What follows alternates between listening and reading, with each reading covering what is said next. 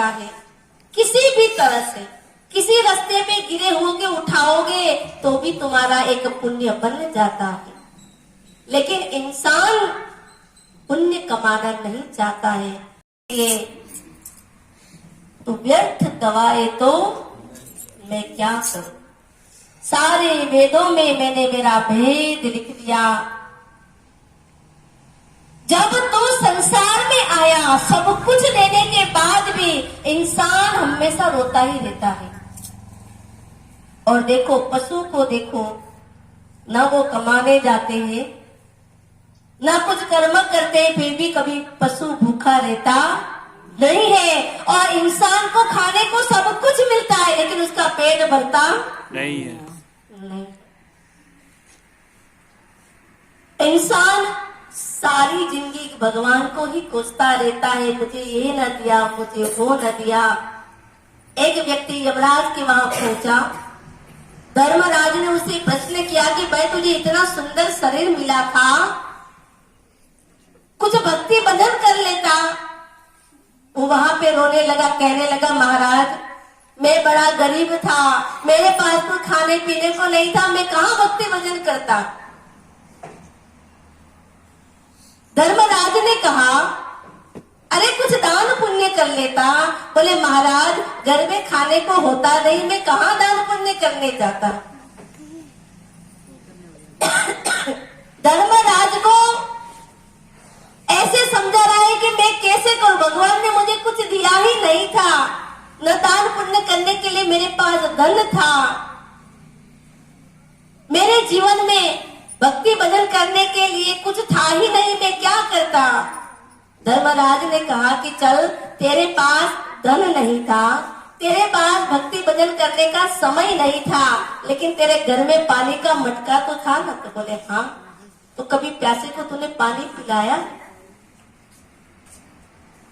इंसान चाहे तो धर्म कमा सकता है, किसी भी तरह से किसी रास्ते में गिरे होगे उठाओगे तो भी तुम्हारा एक पुण्य बन जाता है। लेकिन इंसान पुण्य कमाना नहीं चाहता है।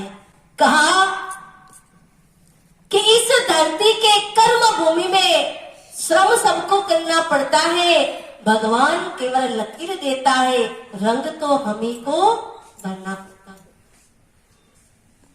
भगवान ने तो जीवन दे करके हमें मुक्त कर दिया, इसके बाद इंसान को कर्म करना पड़ता है। केवल खाना खाना कहने से पेट नहीं भरता है, इसके लिए भोजन पकाना पड़ता है। ऐसे ही मुक्ति के लिए, ईश्वर को पाने के लिए हर इंसान को कर्म करना पड़ता है।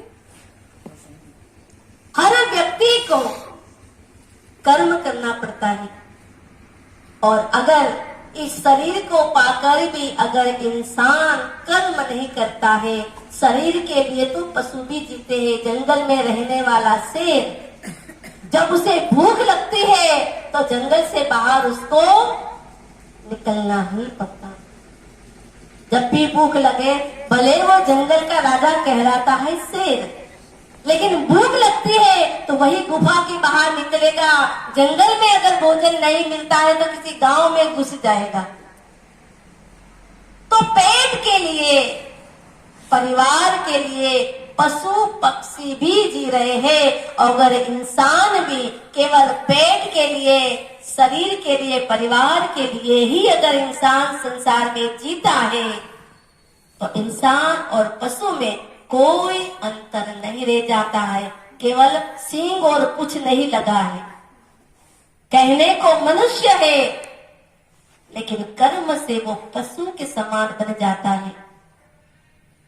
इसीलिए हमारे संत महापुरुष यही कहते हैं, सुनो सुनो बचन नर नारी, हरि भजन करो सुखकारी। सुनो सुनो बचन नर नारी, हरि भजन करो नर नारी। सुनो सुनो बचन नर नारी,